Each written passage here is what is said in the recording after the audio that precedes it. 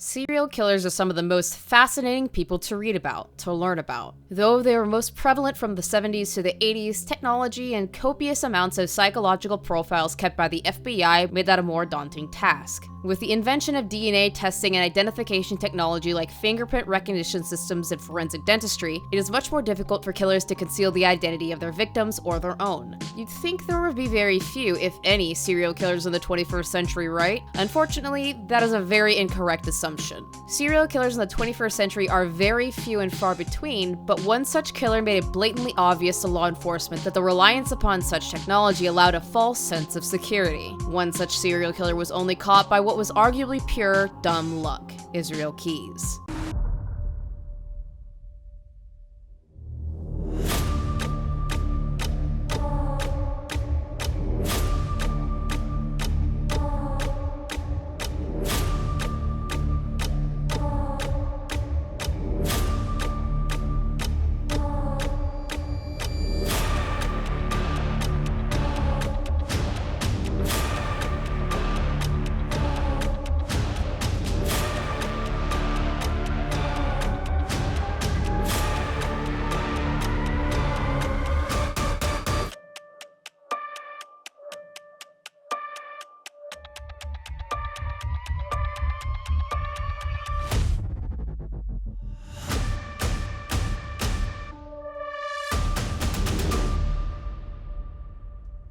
Before I begin, I want to emphasize that a lot of the information I'm using in this video comes from American Predator: The Hunt for the Most Meticulous Serial Killer in the 21st Century, a 2019 New York best-selling book by Maureen Callahan. Per the author's note in the book, the contents therein were based on hundreds of hours of interviews with most of the special agents on this case, along with some descriptions and information given firsthand by those involved. This information will be cross-referenced with a multitude of articles and online sources, but I will heavily quote from this book as it gives so much more insight into the inner workings of the case than I ever could have expected to find elsewhere. I also have to give a massive amount of credit to YouTube creators Soto and TopNotch Documentaries for the hours of FBI interviews I found on their channels. If I do happen to miss something or quote something incorrectly, please let me know in the comment section below, and I will make a pinned comment with said corrections or missed information. Thank you. There is a specific interaction that best describes the story of what I'm about to tell you, one between Israel Keyes and Assistant U.S. Attorney Frank Russo. Obviously, you have no reason to trust me, but I can tell you right now, there is no one who knows me or who has ever known me who knows about me really. I'm two different people basically, and the only person who knows about what I'm telling you, the kind of things I'm telling you, is me. How long have you been two different people? A long time. 14 years. Criminology believes that evil is born from a mixture of three things: biology, psychology, and environment. In what I've read about Israel Keyes' upbringing, I very much believe that two of these factors influenced the third and created an absolute monster. Keyes was born the second of 10 children to Heidi and John Jeffrey Jeff Keyes on January 7th, 1978 in Cove, Utah. Heidi and Jeff were troubled people before they even started having a family. Both were raised by Mormon parents in Torrance, California, and when they got married, they agreed to raising their family by the most natural means possible. This started with Jeff delivering every single one of their 10 children at home because they hated modern medicine and distrusted doctors. They didn't just distrust doctors, they distrusted the government. They distrusted the government so much that none of their kids were immunized, never saw a single doctor in their upbringing, didn't have birth certificates or social security numbers, and none of them attended public or private schools while they were growing up. Because their home in Utah was too close to their neighbors, which made Heidi and Jeff extremely paranoid, they uprooted their children and purchased 160 acres of land atop a mountain in Colville, Washington. They would live in a one-room cabin that had no heat, no plumbing, and no electricity for 7 long years. According to Keyes, he described these years as being in a prison where he and his siblings were seen as a source of free labor. They would never know the smaller comforts of childhood, all the wonderful memories a child should have stripped away from them. There was no way to contact the outside world. Their reading time was devoted to memorizing scripture. They wore hand-me-down clothes that were so undersized that Keyes' toes were permanently disfigured, and they were forced to work the family farm. Any illness or injury they had would be treated with herbs and oils because peppermint tea and a hot bath could cure most anything.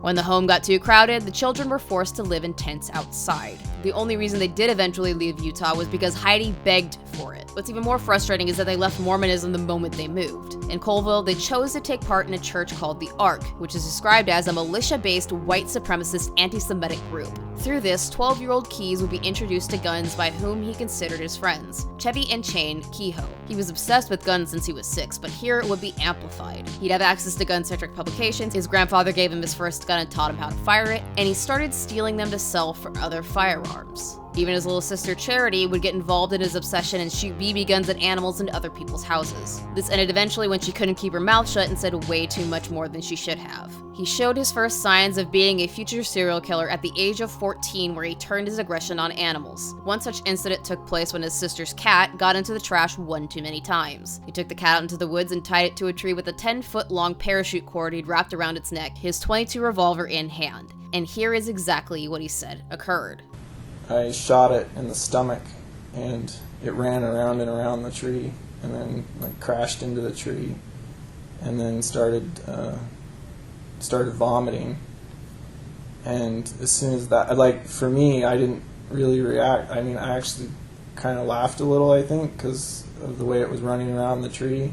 But then I looked over at everybody else, and the kid who was about my age was with me. He was throwing up. He was really, I don't know, traumatized, I guess you would say. Though Keyes claims that his parents were told many times of his horrid behavior, it seemed to have gone unchecked, and that is backed up with Heidi's blatant denial that any of it ever happened. From ages 15 to 16, Keyes showed how fed up with his family he was by building his own cabin a mile away. He would move into it while the rest of his family moved into the new home Jeff had built for them. The next red flag would come with Keyes stalking people in the woods for hours. Stalking through the woods, you see somebody in the woods and they don't see you. This all came to an end in 1994 when Keyes was arrested for shoplifting and his parents found all the stolen goods he had accumulated. They had him humiliate himself by returning his stolen guns, moving back into the family home, and repenting for his misdeeds through copious amounts of manual labor. He was so humiliated that he finally slapped Heidi with a healthy dose of reality. Not all her kids liked or agreed with the way of life she'd forced upon them. This and his open dismissal of organized religion rendered him disowned by his father and siblings. Only his mother acknowledged him, and even in doing that, she would interfere in his romantic relationships even after he was of age. By now, multiple other children had started to rebel and confront their parents with the hypocrisy of their chosen lifestyle. This was never more evident than in Autumn Rose Keyes' journal entries from the time where she condemned herself and questioned God altogether. This caused the family to move from Colville to Maupin, Oregon in 1996. Before I move on, I want to bring up two horrific incidents that took place in Colville that were brought up during the many interviews with Keyes. He claims to have abducted a 12-year-old double amputee and gold medal Special Olympics athlete, Julie Harris. Julie would go missing in the early morning of March 3rd, 1996, and was allegedly last seen with a man in a trench coat. Not many details are known, because Keyes didn't give any, but her prosthetic legs were found in April 1996 on the banks of the Colville River, with her body not being found until an unfortunate group of children found her in the woods in 1997. It was a mistake. It was kind of the same situation as the Courier's. I just wasn't in a position to get rid of it right away, so I decided to try and make it look, it was already going to be assumed that it was an accident of some sort. The second case believed to be attributed to Keyes is that of Cassie and Marlene Emerson, a mother-daughter duo who vanished in late June 1997.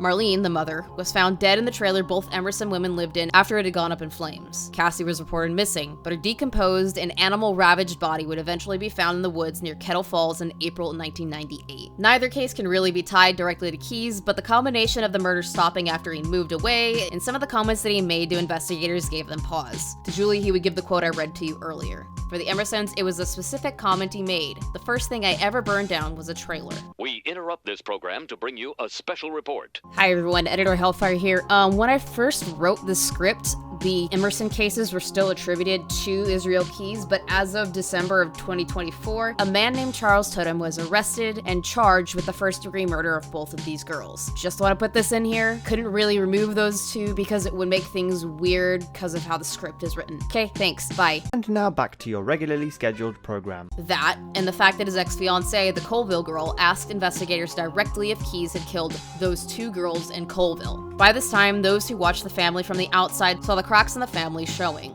Keyes' girlfriend at the time even speculated that Heidi saw the eldest son as a surrogate partner she relied upon to watch his 8 younger siblings, that she would do anything and everything to keep him from moving away. In the summer of 1997 or 1998, Keyes claims to have stalked and sexually assaulted a young white girl with dirty blonde hair that he believed to be between the ages of 14 and 18. He brought a kit to the beach of the Deschutes River late at night and waited in the bushes until a group of teenagers showed up. He jumped out of the bushes to grab her, bring her to a small, disgustingly dirty permanent bathroom he'd scouted in advance, tied her neck and arms to the rail of the handicap-accessible stall, and her once. His initial plan was to kill her with the knives he'd brought in his kit and place her in the septic tank under the bathroom. There were these, remote restrooms in these, just random little beach areas along the river. I took somebody to one of those, but I didn't kill her. I was waiting for someone who was pretty small because I was going to dump them down in the tank.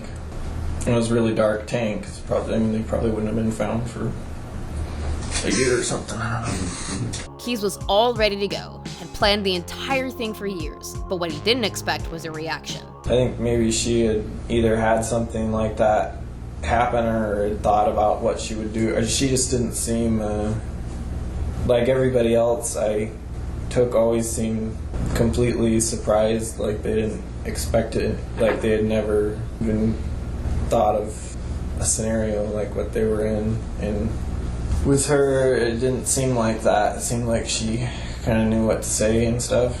I mean, she was scared, but I think in a lot of ways she was more calm about it than I was, because I was, had a lot of adrenaline at the time. Like I said, I didn't have the nerve to, take it to the next level, but for years after that, for like 2 years after that, I kept telling myself I should have killed her. Jeff once again built a home by hand while the children watched in tents, this time only staying there for a year before moving to Malone, New York. Jeff once again decided to move in 1998, this time to Smyrna, Maine, to join an Amish commune where Keyes refused to follow. He decided to stay in a rundown house on a 10-acre property in New York on the Canadian border, left alone in the woods to teach himself just enough to get a GED. This then allowed him to talk his way into the U.S. Army in 1998 at 20 years old. Stationed at Fort Cavazos, formerly Fort Hood, in Texas, and Fort Lewis in Washington with a 6-month deployment to Egypt, Keyes was a model infantryman. He was described as a super soldier who was extremely intelligent, incredibly strong, and was so good at creating and fixing things that he made his own ghillie suit. He was finally given the freedom to do what he wanted, including attending his first concert at the Key Arena on September 22, 2000. He also learned that he was bisexual during this time in the military, but kept that completely secret from everyone. Not everything he got to do with this freedom was healthy, however. He would start getting satanic tattoos as a form of rebellion towards his staunchly religious parents. He'd also start snorting $100 of cocaine a day for weeks on end, getting so blackout drunk he would get a DUI after he returned from his deployment, and sleeping with random women while also saying that he was saving himself for marriage. It's also believed that he had assaulted 2 women while on deployment. The first was the prostitute that he'd roughed up so badly she wouldn't take her payment. There was a prostitute in Tel Aviv. She, I didn't let her out of the room for a while, and she tried to kick me when I finally decided to let her out, and my buddies got really mad at me and got all freaked out because she was employed by the Russian mob over there, and they had been calling her phone the whole time, and I guess they were banging on all my buddies' doors trying to find out which room she was in, and they got really pissed off at me because, those guys were serious. There were like these 2 really big guys who were looking for her. The second instance was the Norwegian exchange student he met in Tel Aviv. There was a girl that I met in, I think it was when I was in Tel Aviv. She was pretty young. She was a student. She was Turkish, but I think she was from she was a Norwegian exchange student or something.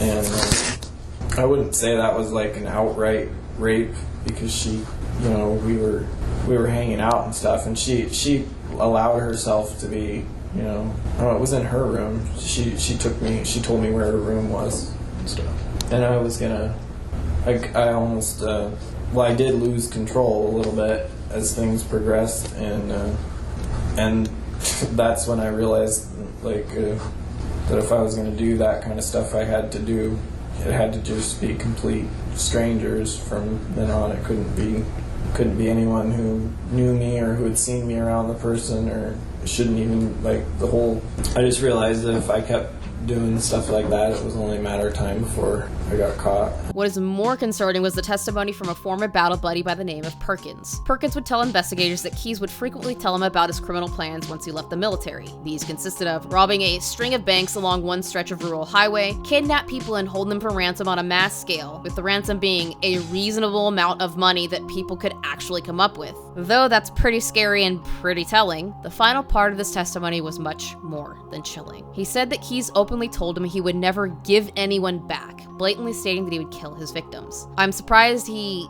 got caught. He was smarter than that. While all of this was going on, he was still dating the Colville this whole time. Journal entries from September and November 2000 documenting the purchase of an engagement ring. Though he was still dating the Colville girl and apparently planning to marry her, he would meet a woman named Tammy online just a month after that journal entry. Tammy was a half Native American, half black woman who grew up in horrendous conditions in Nia Bay before being sent from foster home to foster home so often she was attending AA meetings at the age of 17. This shared trauma and optimistic outlook on life attracted Keyes, and from the first date, they became inseparable. They spent 8 weeks watching slasher films, listening to heavy metal, and having alcohol-fueled sex. At some point during this, even though he was heavily involved with Tammy, he would become engaged with the Colville girl. After 8 weeks, Tammy would tell him that she was pregnant and that she was keeping the child even though Keyes insisted upon an abortion. The thought of a child made him question his engagement, and by May 2001, he left the Colville girl to chase the dream of being a better father than Jeff ever had been to him. Keyes was honorably discharged and awarded the Army Achievement Medal for his exemplary service during his enlistment in July 2001 and moved in with Tammy on a Macaw reservation in Nia Bay. He took a job in Parks and Recreation while continuing his horrible drinking and salacious online behavior unabated, Tammy attributing the behavior to his childhood trauma. No matter how much he drank, no matter how much he insulted Tammy and her friends, no matter how much he controlled her with housework, no matter how many satanic tattoos he got on his body, it was all just because of his parents. Keyes was so controlling, he only gave Tammy a small peek into his past when a true crime special detailing how his former friends Jane and Chevy Kehoe went on a crime spree came on the TV. Keyes would meet the first love of his life when his daughter was born October 31st, 2002 in a hospital, unlike him and his siblings. He eased up his control of Tammy, devoted every waking moment he could to their little girl, and he truly seemed to turn over a new leaf. All was fine until he learned his father died 2 weeks later. The next tragedy to befall them was when his 8-month-old daughter developed serious respiratory infection, which caused them to see doctors even more. And because tragedy comes in threes, the third and final tragedy was discovering that Tammy had developed uterine cancer after their daughter's birth. She was prescribed opiates that she would become dependent on to the point she would leave Keyes to care for their daughter entirely. By 2004, Keyes was fed up with Tammy's worsening condition and moved to another home on the reservation, choosing to date multiple women there until he came across 41-year-old nurse Kimberly Anderson. Kimberly was everything Tammy was not, and he decided he could have the best of both worlds. This drove Tammy so crazy that she would crash her car while high and was held in jail for 24 days and held in rehab for 2 months, effectively killing any chance she had at keeping Keyes. She then became obsessed with Kimberly when he spent their daughter's birthday with her instead of with Tammy. She became so obsessed with Kimberly when he spent their daughter's birthday with Kimberly instead of her that she would drive 2 hours to leave a nasty grab on the woman's windshield. She wanted so badly to keep him that she got sober again, straightening herself out just enough to give him an ultimatum when she discovered he would be moving to Anchorage, Alaska with Kimberly. Choose your daughter or your new woman. Keyes chose Kimberly and finally left March 1st, 2007. Before we continue through the timeline, I do want to note that Keyes claimed to have killed 4 people in Washington within a period between leaving the military and leaving for Anchorage with Kimberly. The first 2 victims, a man and a woman, were allegedly killed somewhere between July 21st and sometime in 2005. I thought there were 2 bodies in Washington that you took people. Right, but I mean, I didn't feel I needed a gun. I had a gun, I'm just saying I didn't. I just changed the way I. You didn't have to force them to get on the boat, or they. No, I'm just saying I had it. I mean, I used a knife mostly as a threat. I had a gun. I just never felt the need. I would have used it, I guess, if things had got out of control. So you had a gun. I just never. It wasn't the kind of situation where the person I felt I wasn't outnumbered, and I definitely felt like a knife was plenty to. You were not outnumbered. Right. But there were 2 people. Well. 2 different times. Right. Okay. So you weren't outnumbered any. Right. Not much is known about this besides that Keyes used a Bayliner boat he'd purchased from Tammy's ex-husband to dump at least one of the bodies in Lake Crescent. The other 2 deaths Keyes claims to have committed were so publicized that it's covered in People magazine. The double murder of 56-year-old Mary Cooper and 27-year-old Susanna Stodden. Cooper and Stodden went on a hike on the Pinnacle Trail in the Mount Baker's Snoqualmie National Forest on July 11, 2006. Though they ran into a married couple that they became fast friends with, they split up as soon as they came to a fork in the road. Cooper and Stodden went off towards Pinnacle Lake while the married couple went in the other direction towards Bear Lake. The wife claims to have heard what sounded like thunder off in the distance but thought nothing of it until they came across Cooper and Stodden again. Around 2:30 p.m., they came across the 2 bodies posed along the trail as if they were squatting or hunched over. After several weeks of investigation, law enforcement would admit that both women were shot in the head with a .22 caliber firearm. Pray tell, dear viewers, who do we know that has owned and used a .22 before? Key's cell phone pinged in Nia Bay in Port Angeles between 3:53 a.m. and 5:54 p.m., with the phone going dark between 1:48 p.m. and 4:41 p.m., which was around the time the murders were believed to have occurred. There is no definitive proof that he is to blame, but it is heavily speculated that he is. There were also some weird entries in Keyes' journal about supposed surgeries in May and June 2006 that don't make much sense whatsoever, since whatever was done wasn't very noticeable. Keyes officially moved to Anchorage March 9th, 2007, but would spend the next 3 months traveling up and down the West Coast all the way down to Mexico. There were more entries in April and October 2007 regarding some dental work, fillers, and plastic surgery done in Tijuana. The last odd surgery of note is a gastric surgery of an unspecified date. Investigators speculate that Keyes was trying to biohack his own body to become a more efficient, if not perfect, serial killer, even if there is no definitive proof of that. Investigators also speculate that Keyes is the perpetrator of a string of murders in Florida known as the Boca Killings. These are called as such because all victims were taken from the Boca Raton Mall beginning March 23, 2007. Was abducted from the mall's parking garage around 1:15 p.m. after buying a John Legend CD. It's believed she was abducted when about to get in her Mercedes SUV with tinted windows, the perpetrator believing that she was well off because of her car and possessions and was looking to make her withdraw money from a nearby ATM. When they discovered she had no ATM card and she attempted to escape 5 miles away from the mall near the Governor Lawton Chiles Memorial Park, they put 2 bullets in the back of Randy's head. Her body was shoved out of the window and a 911 call was placed between 39 and 45 minutes after she was last seen on mall security cameras. The second incident occurred August 7, 2007, when an unnamed woman and her toddler were getting into their vehicle in the mall parking garage to head home. I'll refer to them as Jane and Jimmy Doe for now. Jane had put Jimmy in his car seat and was about to put the stroller in the trunk of the car when she looked up to see a man in sunglasses and a floppy green hat pointing a gun at her. Like Randy, Jane's vehicle had tinted windows that hid the man in the back while she was ordered to drive to a nearby ATM. She was instructed to withdraw money in $200 increments until her limit was hit and then told to get back on the road. Though she thought about drawing attention to herself by crashing the car, she continued to follow his orders and drove them to a deserted Hilton Hotel parking lot. She was then brought out of the car, handcuffed, and put in the back seat. Zip ties bound her feet together, her neck was tied to the headrest, and dark sunglasses were duct taped around her eyes. Oddly enough, the man loosened the ties around her neck when she started freaking out. The man took over driving the vehicle, and after an unknown amount of time, they stopped and the ties around her neck were cut. After 4 hours of this terrible ordeal, they stopped a second time back at the mall parking garage, and the man tied her neck up again. He had her call someone, which was Jimmy's father, and tell them that her car broke down. What he said next after that call was interesting. Now when the police come, I want you to tell them I'm short, fat, and black.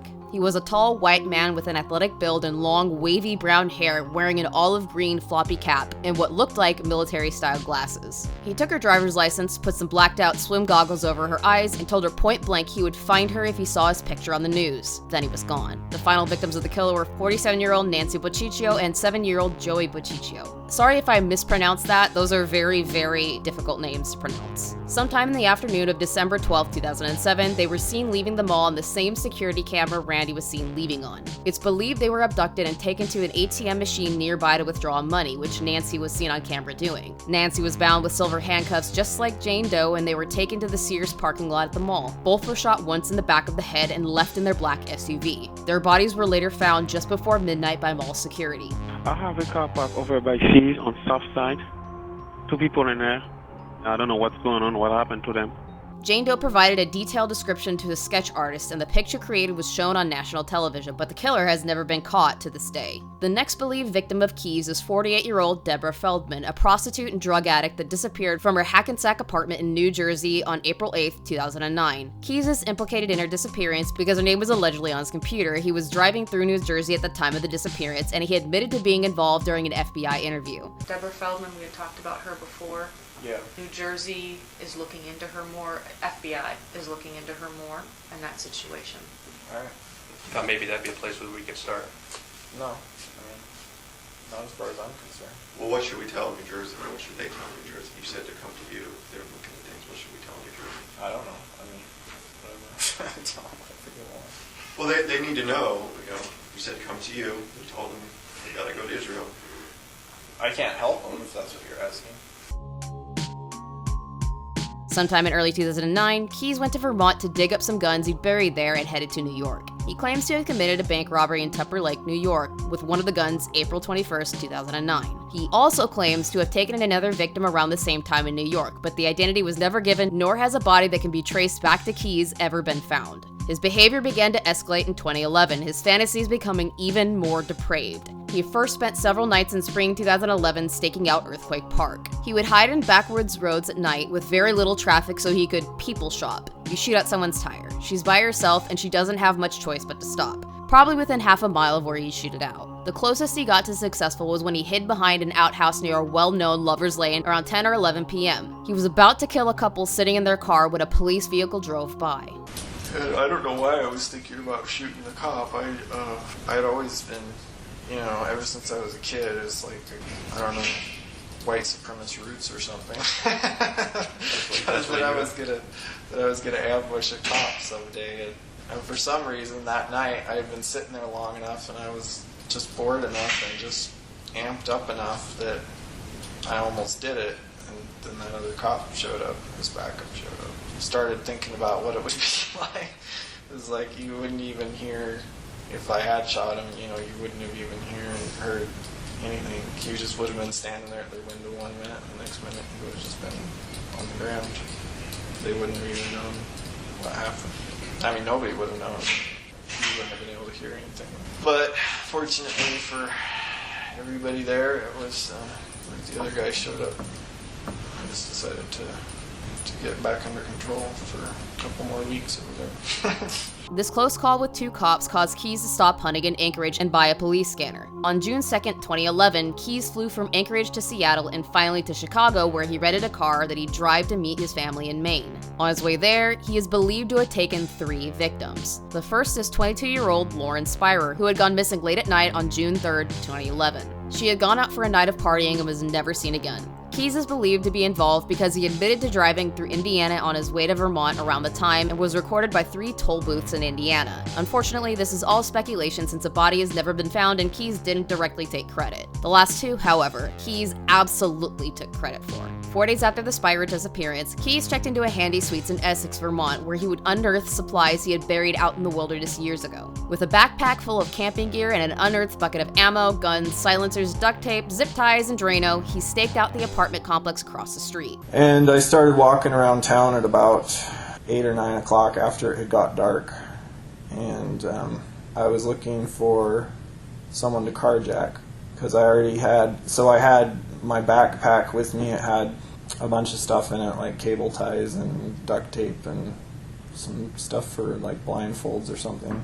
And went across the road from the hotel and had an apartment complex there staked out, and I was waiting for someone to come in alone.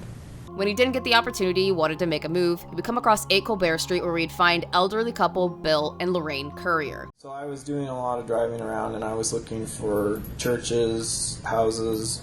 I went fishing for a day, then I went down and found the guns, brought them back up to the motel room and worked on them for a while, getting everything working again.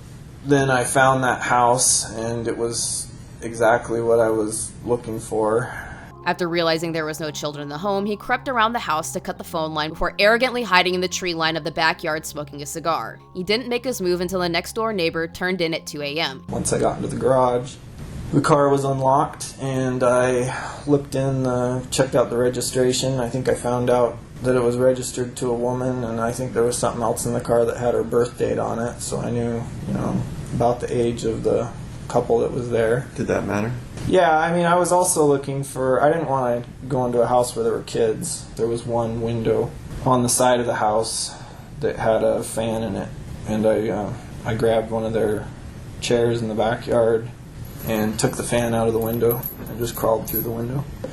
And then once I got into the garage and decided that it was the right house, the garage had a back door on it too, to the backyard.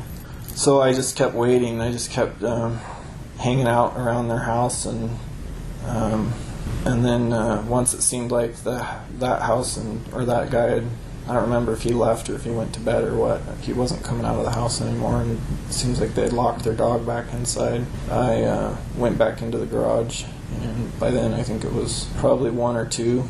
He put on a face mask and made his way into the garage by removing the ventilation fan from the garage window. Keys unlocked the door to the backyard before grabbing a crowbar off the wall and slowly, quietly, starting to pry open the doors to the kitchen. After the outer door had been pried open with a knife and the inner opened by breaking a window pane, the light of his headlamp led him to the bedroom where the couriers slept. Their house was locked up really tight. It was, there was no way into the house. I got, even the garage door, the door between the house and the garage had a deadbolt. I was able to get the outer door. It had like a screen door. I was able to jimmy the lock on that one, but the door behind it had a deadbolt. So I knew I was going to have to break the window to get into the house, but I wasn't really worried about that because it was inside the garage. I didn't think anybody would hear. Because once I was actually in the house, I was probably in the bedroom within 5 or 6 seconds from the time the glass broke. Within seconds, the couriers were zip-tied and helpless as he took their .38 and some of Lorraine's lingerie from her nightstand. He made them lay on the bed face down with their hands behind their backs while he asked them a litany of questions. Well, I just, it's like a blitz attack. You just make sure they know right away who's in charge and immediately tie them up. Tell them what the rules are, that there's no talking unless I talk to them. They don't move unless I tell them to move, and did their hands behind their back and had them, pulled everything off the bed and got their hands and their feet together with cable ties and then just started talking, asking them one question after the other. And then I would ask them the same questions over to see, if they were lying.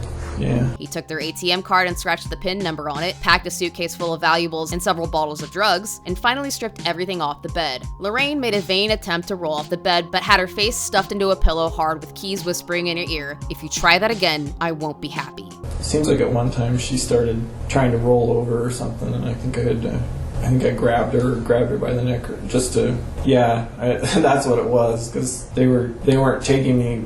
They weren't taking the situation seriously enough, I guess, and that was a problem throughout the night that I was having. So I jumped up over on the bed and grabbed her by the neck and shoved her head down into the pillow. And how long were you at the house there, do you think? How long were they bound at the house? I doubt I was in the house for more than 15 minutes. For a brief moment, he bonded with Bill over being Army veterans before making them put on slippers and took them out to the garage and into their vehicle. With Bill in the back passenger seat, Lorraine in shotgun, and the ventilation fan put back into place, Keys drove the courier's vehicle to an abandoned farmhouse off Route 15 that was up for sale. Once the house was scoped out and confirmed to be abandoned, he took Bill into the home and down into the basement. But anyway, I took him down through the outside basement access. There were those 2 big steel doors into the basement, and I walked him down there, found there was an old stool, and cable tied his hands down to the stool so he couldn't stand up, and then had the stool backed up against the wall. And Lorraine made another failed attempt to run, only to be tackled to the ground and dragged upstairs to one of the bedrooms where she would be bound to the bed. Her arms and legs were bound with duct tape and rope was wrapped around her neck with the other end tied under the mattress in a compound knot. She had somehow broke the cable ties on her hands and on her feet and got out of the car. She was almost to the road when I came out of the basement, and she saw me come out and she started running, and I tackled her on the lawn. Keys returned to the basement to find Bill had been attempting to escape. The stool he was tied to partially broken. I heard some movement downstairs because at that point she had finally shut up a little bit, and I heard something downstairs, and that's when I started having problems with the guy. I went down there, and he had the stool. He was kind of a big guy, overweight, and the stool had just collapsed. And I guess when it collapsed, the cable ties that I had on his wrist behind his back, they had broke, and the stool came apart, and I don't know, just messed my whole plan up. So I was kind of pissed off about that, and Bill was punished with 2 shovel strikes to the head, and now frantic Keys trying to figure out what to do now that his plan had gone up in smoke. He didn't really believe me or take me seriously or whatever, so there was a shovel in the basement, and I hit him with that a couple times, and he was still trying to wrestle with me and stuff, and I just came to the realization that, you know, he wasn't going to stop fighting, and so I knew I was either going to have to knock him out or just kill him. He had planned on raping both couriers before killing them, but now things had spiraled out of control, and he needed to end things quickly. He resolved to grab his 10-round .22, put a silencer on it, and proceed to fire multiple shots into Bill. He stared in absolute shock and horror for a moment while Bill remained standing, feeling only a slight sense of relief when the other veteran collapsed to the floor, dead. I ran back upstairs and grabbed the 10-22, and I was upstairs for maybe not very long, like 20 or 30 seconds, and came back downstairs, and he was standing at the bottom of the stairs in the basement still. It was like he didn't have any light, but I could tell when I came down the stairs, like he was trying to figure out some way to fight me. He was like feeling around for something to hit me with, and I came back down the stairs, and I saw that. So he was still not going to cooperate, and I had the gun out in front of me, like pointed from the hip, and he started to say something, and it just pissed me off, and I just started pulling the trigger. I just kept pulling the trigger. I pulled as fast as I could until the magazine was empty. Yeah, he was still standing when the last shot hit him, but I waited long enough to make sure that he wasn't going to get back up or go anywhere, and then I went back upstairs, I didn't take it apart, I just took the silencer off, and put it back in my backpack. I don't think she knew that I had shot him, but she knew that something had happened. His nerves steady with a second cigar, he went back upstairs to give Lorraine a solitary smoke before proceeding to subject her to horrors beyond comprehension. Keys covered the windows and freestanding doors, boiled some water on a propane stove, removed Lorraine's clothes with a knife, and gagged her with paper towels and duct tape before he set to raping her twice. He wore condoms both times and decided to choke her unconscious during the second incident, feeling like God again after being emasculated by Bill. Once she came to, Lorraine was dragged down to the basement where she was faced with the massacre of her husband. With a pair of leather batting gloves on, he strangled Lorraine to death with a rope and made sure she was dead by doing so again with a zip tie. And I put all her, everything that had been on her, I put in that bag. And then grabbed the bag, walked her downstairs all the way to the basement, and she was sitting on a bench down there. She was kind of out of it by then. She was the second time I raped her. I had choked her. I think she passed out for a little while, and then I had my leather gloves on, and I think I took a piece of the rope and stood behind her while she was sitting on that bench and used it like a garrote and strangled her. He put the bodies together, removed their restraints, and poured Drano on their hands before hurriedly bagging their bodies in 55-gallon trash bags and covering their bodies in garbage and wood. I think I grabbed him by the legs and pulled him back. I think he was wearing sandals too. I think I took his sandals off and threw him in the garbage bag I had down there, and dragged him back to the corner of the basement, and then bagged him up, and then she was quite a bit easier to move. She was over by the stairway to the downstairs, but I just dragged her over and bagged her up. They were right like side by side when I left them there. And after I had the bags on them, I pulled the bags back and dumped a gallon of that Drano on each of the bodies, mostly on like the hands and the chest and face areas. He got into the car, drove it to the Rite Aid parking lot where his rental was parked, got into the rental, and took off for Maine. He didn't even worry about the bodies being found, assuming whoever bought the place would demolish it anyways, and believed the smell of bodies was probably just an animal that had wandered in and died. It would be almost 7 months until he took his next victim, the very victim that would be his undoing, Samantha Koenig.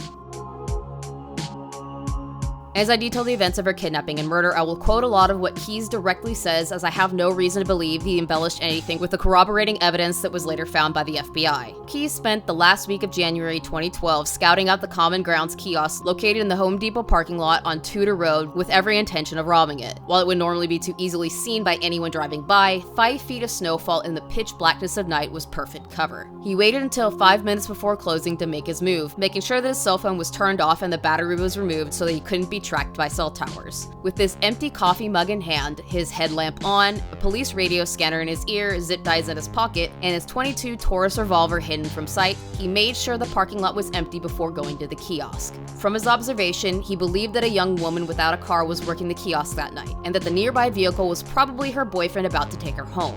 He stepped up to the open window and put his coffee cup down, asking for an Americano. As soon as she brought the drink, he put the 22 in her face and told her she was being robbed. Keys instructed her to turn the lights off and give him the cash in the kiosk register, which she quietly did. When she was on her knees turned away from him, her wrists were bound behind her back and she was asked if she had a car. "I don't have one, but my dad's coming to get me in half an hour. I mean, he's going to be here any minute." He confirmed that she hadn't hit the alarm, threatening to kill her if she lied to him, and the police showed up. Once he closed the kiosk up, he stuffed napkins in her mouth and walked her across the parking lot towards his car. He made the mistake of picking up a new Canon camera left behind in the parking lot, and Samantha took that opportunity to make a break for it. Keys tackled her to the ground and reiterated that she would be killed if she ever tried to escape again, getting her into his truck while whispering in her ear, "I don't want to hurt you, but this 22 is loaded with very quiet ammo. It will kill you, so don't make me do it." There were multiple instances during the initial kidnapping where multiple people walked past them that could have interjected, but none did.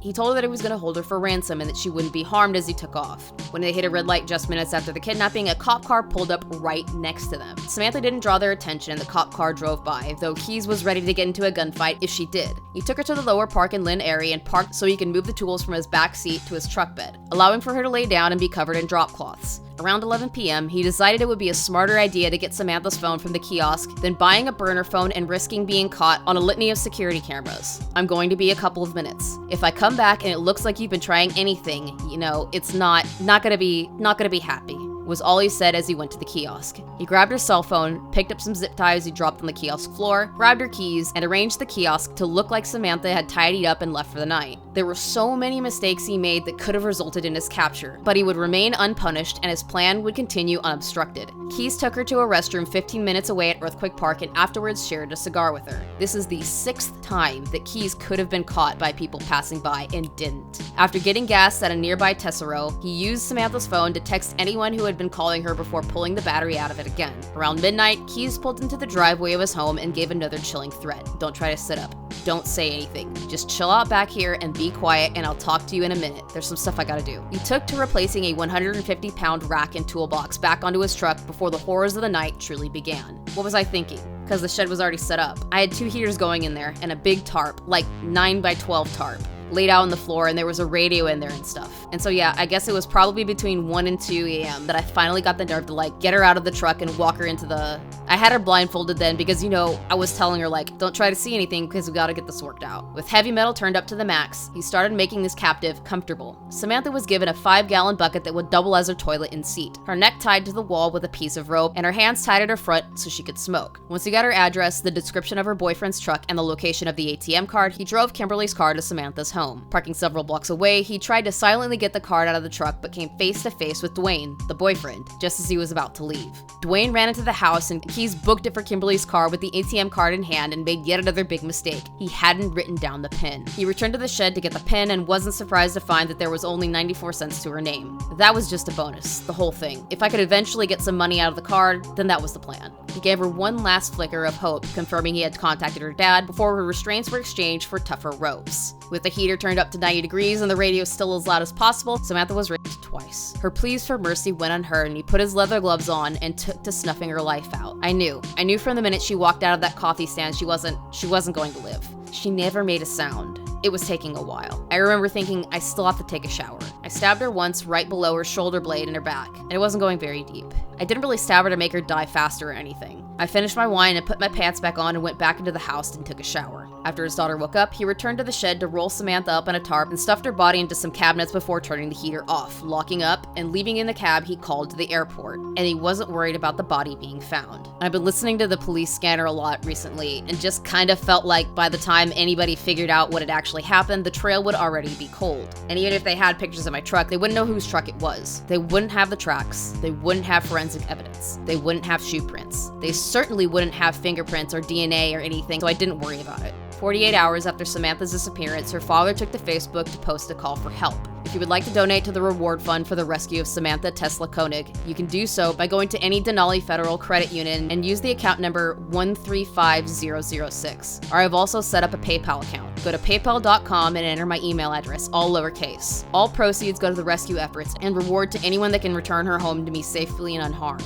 While traveling through Texas, Keys would take another victim, 58-year-old Jimmy Tidwell. Jimmy went missing from Longview, Texas, February 15th after leaving his job as a night shift electrician. He wouldn't be reported missing until February 20th, and his abandoned 1979 Ford F-100 pickup wouldn't be found until February 29th. It looked like he just parked it at the intersection of FM 95 and State Highway 315 and left with his keys, wallet, and cell phone. His body was never found, and though there is no physical evidence of Keyes' involvement, law enforcement still believe he was the perpetrator. The day after Chidwell's disappearance, Keyes came across an abandoned home in Aledo and decided to break it and torch it. If you want, I can give you arson in Texas. I burned a house down. And so you burned the house just to see what kind of response you were going to get from the law enforcement? Well, I mean, there was a bunch of stuff I took from the house too, so I don't know. Stuff like what? Jewelry and a couple other things. I was in there for a while. It was, like I said, it was a mess. Like, you could barely. Whoever lived there was a hoarder. Like, every room was packed, and so I was digging through everything. And finally got fed up with it and just took the jewelry and stuff, and then just decided to burn it. Because there were numerous fire hazards around the house, he had no problem running a trail of gasoline from the attic to the garage. He hid behind a church on a hill not far from the burning building, watching while emergency personnel and media crowded the scene. Once I decided to burn it, I opened up the attic access and opened up all the windows around the house on the inside, and grabbed a bunch of clothes and made a trail of clothes and bedding and stuff from every room, like, to different parts of the house, and poured gas on the clothes all the way out to the back door, and then just lit it from the back door, and it went up really fast. And this didn't sate his need for criminal activity, and he drove north to rob a bank in Azle, where he would make out with $10K. And you said something about the money. You got a lot of money in that Texas bank robbery, didn't you? Not really. I think it was around 10 grand. What would be a, without it, hypothetically, what would be a good, what's a good bank score if 10,000's not? No, I'm not saying that's bad. I'm just saying for a bank robbery, I don't know, for a takeover robbery, that's not that much money. For a good takeover robbery, what could one expect? I would think more than $10,000. After Keyes returned home on February 18th, he checked on the body before deciding he would dispose of it on the 21st after his daughter went to school and Kimberly was still away. He set to dismantling everything inside the shed around Samantha's body, chopping everything up into firewood for disposal. He unwrapped the tarp he'd left her in, cutting it up and throwing it in a double-layered contractor bag he'd put his clothing from that night in. Everything besides Samantha's cell phone, her makeup, and some loose change was disposed of. He scrubbed everything in the cabin with a bleach-filled grout sponge before going on to do his normal daily tasks. After his daughter was put to bed for the night, he burned the tarp and everything from inside of the shed in the living room fireplace. He covered the inside of his shed in plastic before hanging the body up and put her thawed-out corpse on a makeshift table where he set to defiling her again. He was so into this act that he only stopped when his daughter knocked on the door for school. He cleaned up, took her to school, and went to the nearby Target to get a Polaroid camera once she was picked up again. He couldn't get film there, so he went to another Target in Wasilla to get some after his daughter went to sleep. He also acquired tote bags from Home Depot, a big foam sled, carbon ribbon and paper for a typewriter he'd found, a 10-pound fishing line, and a sewing kit. After Kimberly had gotten home and was asleep, he spent 3 to 5 hours preparing the body for the ransom photo. That's when I kind of gave up on like the mouth and stuff. I just decided to tape it. I taped it so that, looked like her face had some texture to it, I guess. And then I was still having problems with her eyes, or her forehead, because there was no expression. And I tried super glue, that didn't work. And so I took the needles I had. I had a big curved needle. I forgot what they call it. But I had that, and then I had 10-pound test fishing line, and I took the needle and went down through her brow, like right between her eyebrows and down. Up along her nostril cartridge under the skin, and came out and then went back up along the same path and did it again and then pulled it tight to make it look like she was squeezing her eyes shut. And then I took a test picture, just to kind of see what it was gonna look like. And I think I put a little more makeup on her after that, and I already had her hair braided back at that point. The 5th or 6th photo satisfied him, and he prepped the image for the note. Well, I cut the edges of the whole photograph. At first I was thinking of giving the Polaroid picture and have the notes separate. Then I decided it would be harder for you to figure out if I scanned the picture with the printer. Not through the computer, but just through the scanner onto the paper. And that way you probably wouldn't know for sure if it was a Polaroid. You then had to be quick about getting the body out before it started to smell. I remember there was a lot going on. There was one day that there was nobody around at the house, and I brought the typewriter into the house, and it didn't take me that long. I opened that pack of computer paper I got and put it in the typewriter, and the thing worked fine, and I typed up one draft of the ransom note, stuck it in the paper feed tray, hit copy with the picture in there. I had latex gloves on the whole time I was typing, and I never touched the paper or anything. Hands still covered in latex gloves, the ransom package for $30,000 was put in a Ziploc bag and pinned to the Connors Bog Park community board at 6 a.m. so it would be found. He later would drive to the car's parking lot, where he would turn on Samantha's phone again and send a text to Dwayne before removing the battery again to go home around 7:56 p.m. He wasn't worried about Kimberly going near the shed because she caught him growing weed in it previously, and she started to distance herself from him in general, due to their marriage failing. He got her off the makeshift table and took it apart to be burned before he started cutting her body into pieces. He packed up some of the body parts in a large tote bag he bought, put together a kit of sorts to make it look like he was just out fishing, and took the kit out to Matansuka Lake early in the morning. Once he made a makeshift shed nearby and fought through the 20-inch thick ice to make a 13 by 20-inch hole, he tied some twine to two of the lead weights and dropped them into the water. Once everything was packed up and the hole was covered by plywood, he left for the day. The next trip, he brought a few body parts that were triple bagged and had them dumped into the hole he made. 2 more trips were made to dispose of the rest of the body parts, and once it was all done, he callously sat and started to fish in the same hole. On the 29th, the first $5K was deposited in Samantha's account, and Keys would withdraw $600 of it 5 hours later from an ATM in Anchorage. 2 hours later, another $500 withdrawal was made at the Denali Federal Credit Union. A third withdrawal was made half an hour later at an ATM at DeBar Road. Law enforcement would hit another wall even though they had pulled the ATM footage from the DeBar ATM. Keys had completely covered his face to ensure they couldn't ID him. They would also receive video footage of the Home Depot parking lot that would clue them in on Keys' white Chevy truck. Keys eventually made another withdrawal from the Western Bank off of the I-10 corridor in Wilcox, Arizona, March 7th at around 10:30 p.m., and FBI agents were on the scene within the hour. Footage captured from the ATM camera told agents that they were dealing with the same guy, but no further evidence was found. Another alert came from the Western Bank in Lordsburg, New Mexico, at 2:34 a.m. the next day, where Keys attempted to withdraw more than the daily limit. A balance inquiry was made 1 minute later at the same bank to show that $3,598.91 was left in the account. He's only pulling another $80 so he wouldn't go over the daily limit of $500. Another 2 withdrawals would be made on March 12th in Humble and Shepherd, Texas. The first break in catching Keys came when Texas Ranger Steve Rayburn received a bolo for Keys, catching that an officer in Humble had reported seeing a white Ford Focus at an ATM around the time of that withdrawal. Rayburn would put out a bolo of his own after contacting the Conroe FBI field office, sending a second bolo out to Southeast Texas, Louisiana, and Arkansas. He even went so far as to print colored copies of the bolo and put physical copies in the hands of rangers, public safety officials, and Texas highway patrolmen. Find it. Find the late model Ford Focus with no tinted windows, no damage, and no decals. The biggest break came March 13th while Rayburn was in contact with FBI agent Deb Ganaway of the Lufkin, Texas field office. A call came in from highway patrolman Brian Henry stating that he'd seen a white Ford Focus parked in front of room 115 at the Quality Inn on South 1st Street. Rayburn and Ganaway joined Henry and Lieutenant Mickey Hadnot at the parking lot, catching sight of Keys around 11:30 a.m. when he exited room 215 and went directly into the Ford Focus they'd been watching. Henry would follow Keys' vehicle as he left and returned to traveling on US 59, pulling him over 5 minutes later when he was just 2 miles over the speed limit. Keys kept his calm as he was asked to step out of the car, but he made a multitude of mistakes that kept Henry suspicious. Excessive sweating, providing more information than was asked for, making unnecessary movements as if he were going to run, and contradicting himself as he explained why he was in the area. The nail in the coffin came when Rayburn and Ganaway arrived at the scene and asked how he had been paying for his gas, his answer prompting them to search his vehicle. They would find a rolled up stack of bills with red dye on them, a physical map with highlights from California through New Mexico, receipts from a multitude of places where the ATM withdrawals had been found, plane tickets from Anchorage to Las Vegas, Walmart receipts for the purchases in Lufkin, pornography, and his typical kit he used for his crimes. And in his wallet was Samantha Koenig's driver's license and ATM card. He was caught. It was over.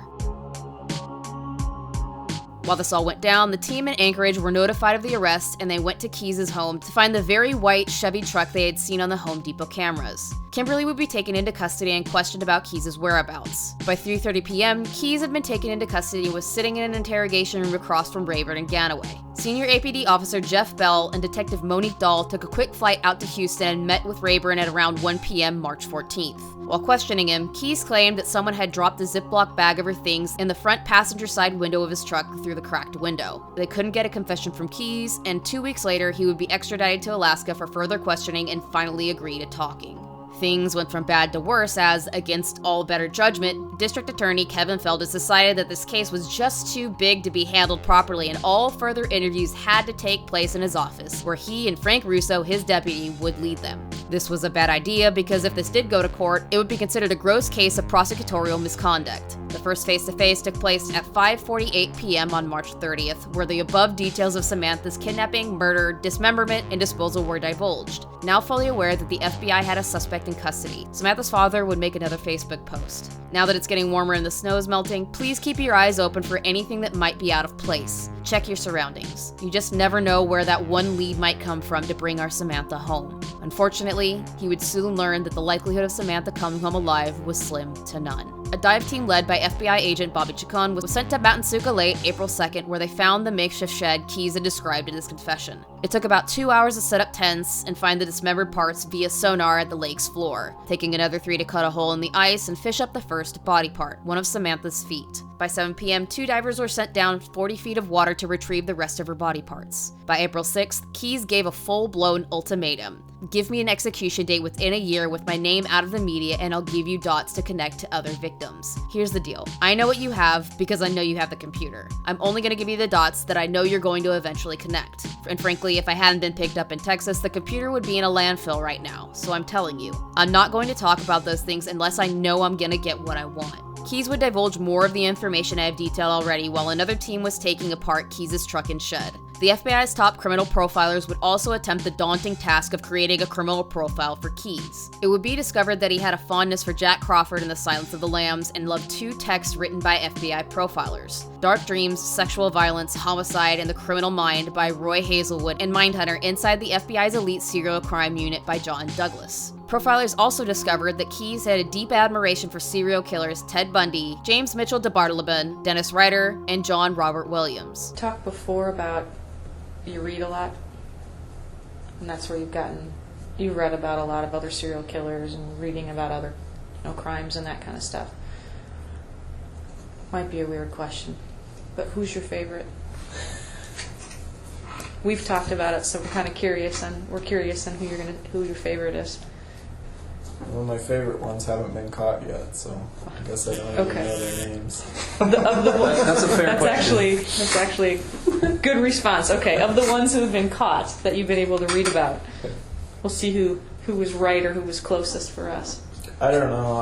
I favorite. I don't really feel like I don't. If what I've read about them is accurate, I don't feel that close to any of them. So I guess I identify most, or my favorite, if you have to put it that way, would be the ones that I identify most with. Yeah, so, that's a fair way to say it. I don't know, maybe just going off of what I've read, Ted Bundy maybe. I don't know. Just because I don't have a lot of respect for some of them because of the way they lived, I guess. Sure. I don't know. It's weird. Did you I like reading about all of them, but yeah, that's what I identify about them. When did you start reading about them? When did you realize? Did you start reading about them because you were curious about you, or was it a study guide, so to speak? That might be a weird question too. Did you learn things from to do, not do, or was it just curiosity of do you have anything in common with them? Is that you were looking for? Do you think? Well, the first book I read was I think it was called Mindhunter, and it was written by an FBI profiler. John Douglas, right? Yeah. I read that years and years ago, probably when I was 15 or 16 maybe. I was, somewhat disturbed by it just because, I don't know, it's always been that way. It's always felt like I was kind of reading about myself in a lot of those books. My other serial killer hero, I guess, not really even relevant because he was so long ago, was H.H. Holmes. He was pretty much a genius, but back in his day it was pretty easy to be a genius because nobody really expected stuff like that back then, so you got away with it for a long time. Roy Hazelwood stated that he believed hardcore pornography was a key factor in molding Keyes, and that he was a psychopathic sadist that wouldn't feel any form of emotion unless something extreme was to take place. John Douglas saw Keyes as a masochistic and sadistic ambush predator with a god complex. The best way to describe Keyes comes from another book that he loved, Intensity by Dean Koontz. He does not believe in reincarnation or in any other standard practices of an afterlife that are sold by the world's great religions. But if he is to undergo an apotheosis, it will be brought about by his own bold actions, not by divine grace. If he, in fact, becomes a god, the transformation will occur because he has already chosen to live like a god, without fear, without remorse, without limits, with all his senses fiercely sharpened. Keyes defied the long-held belief that psychopaths would eventually let the mask slip because his family had absolutely no idea what he was getting up to. A psychological evaluation rendered on April 29th returned with Keyes being sane, and the court proceedings would continue from there. The very next day, Keyes would ask the team if they had found the couriers' bodies, and when he was told that they hadn't found the bodies yet because the house they'd been left in had been demolished, he stopped talking about them. So what is the deal with the couriers as far as the investigation? I mean, where are they at, the people back east? They're still digging. I mean, you know, the FBI's not here today, otherwise they would give you the briefing, but they haven't found the bodies yet. You're kidding. You sure they have the right house? I think so. We could get out Google Maps and go over it again, you know, but... This article I read, it said they quit digging like a week ago Friday or something. They're still looking, I guess, is what I'm saying. And, well, you just said they haven't found the bodies. They haven't found the bodies yet, so they're going to have to keep looking. It wasn't that big of a house. Well, I think what the concern is really that they may not be in the house anymore. The house was demolished and stuff was carted away. Relations between Keyes and the team deteriorated further when Dahl was pulled off the case. When this happened, things took a nosedive from there. On May 16th, Feldis admitted to Keyes that they had never found the courier's remains. After stressing that his family was getting death threats, he gave them the clue that there was at least one body in New York. They are going to be done with digging in the dump, I believe it is tomorrow. And so it sounds like, you know, they're going to basically throw in the towel in terms of finding the couriers at that point. But they're wishing I just kept my mouth shut at this point.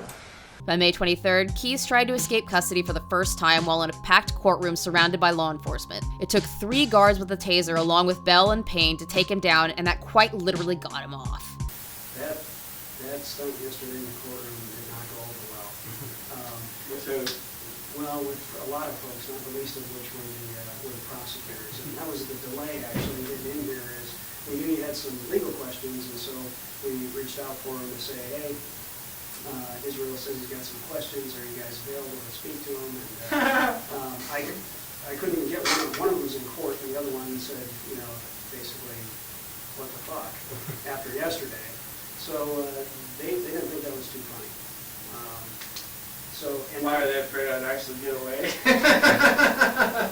That would be embarrassing for them. These escape attempts continued when he was placed in the Anchorage Correctional Complex, where a certain Lieutenant Rick Chandler couldn't be bothered to properly secure such a high-profiled inmate. Armed guards would just walk away from their post, he'd be given pencils that he would file into lockpicks, and they'd let him take cellophane bags he could make into weapons. This eventually led to another escape attempt while being transported to a court hearing by using his pencil lockpick and using the cellophane bag from his packed lunch to make it look like he was still bound by his chains. Not 24 hours after his latest attempt, he would give the team another ultimatum of sorts. He expressed that he wasn't happy with how much attention he'd drawn to himself, or with how long the court process was taking. The last thing he would say is a ghastly form of foreshadowing. I was trying really hard to work with everybody on this, keep everybody happy, but as we all know, that doesn't always happen. So, and I don't want this to turn into any more. My whole concern in all of this, and I know what's going to happen. If I have to do it, I will. But if I have to take the next step and just freaking, it's going to turn into even more of a three-ring circus and more that nobody wants. Right, and nobody wants that, and I don't think they want that. So that's why I thought it was in everyone's best interest that that we could all have all parties involved. It took another 5 days after this warning for Keyes to give them the information about the 2 Washington crimes. At some point after this, Keyes' cell would be searched. A letter to one of his brothers would also be found in his prison cell around this time saying, "They can't convict a dead man." A document with 6 unnamed victims and a noose fashioned from a bed set were found. Even after these glaring red flags, Lieutenant Chandler was as incompetent as ever. He would continue to be given disposable razors to shave, and even when there was specific orders and a sign that was placed on the cell telling guards to never give him razor blades, they still ignored them. And if these idiots don't read it, there's nothing I can do. Keyes was given sneakers and shoelaces with his newspapers along with a wilderness survival guide to the shock bell. On July 18th, the team officially told Keyes that the search for the couriers' bodies had been called off. Keyes' agitation was palpable. They are going to be done with digging in the dump, I believe it is tomorrow. And so it sounds like, they're going to basically throw in the towel in terms of finding the couriers at that point. But they're wishing I just kept my mouth shut at this point. July 20th was when things really exploded. The promise to keep Keyes' name was broken as an NBC affiliate published it for all to see. For the situation, I do blame you. I told you from the get-go, before I told you where the freaking bodies were left, I told you that I didn't want the locals involved, and the first thing you do is make a big scene and do a big freaking archaeological dig right alongside the main road. I hear what you're saying, but at the same time I feel like there's been several, I don't want to say breach of trust, because I know we don't trust each other, but based on initial things that were said verbally. Nothing in writing. I know we didn't have agreements hard and fast. I just feel like, especially with the last search warrants that were executed, it was done in a way that was clearly contrary to what my initial intentions were for the way this whole thing would play out. Keyes was confronted with spear disappearance, and he would give the stories of the girl he had assaulted on the beach in Oregon. After that, he stopped talking. Another interview would be held in late October where he would be confronted with the Deborah Feldman case, which Keyes only confirmed he was involved with but refused to elaborate. The penultimate interview took place October 30th, where Washington FBI agents would come to interview him about those cases. He would admit that the long breaks in between murders was because he would keep himself busy with work and hobbies. One of these hobbies was making explosives, which he stated he'd still been doing before he was caught. So many bomb supplies had been found at his Anchorage home with the names of churches sprayed on doors they'd also found. He had been planning to blow up churches across the nation, and enough was found for terrorism to be added to his case. His final interview took place at the end of November, and Keyes made it clear how bitter he was that he hadn't gotten the quick execution he was promised. Yeah, I understand what you're saying. The problem is I don't have any typical demands, or there's not anything you can offer me, and I realize that now. I realize that there's more to these cases than the people who sit in this room, and we're not the ones who pull all the strings on this. I'm realistic about that.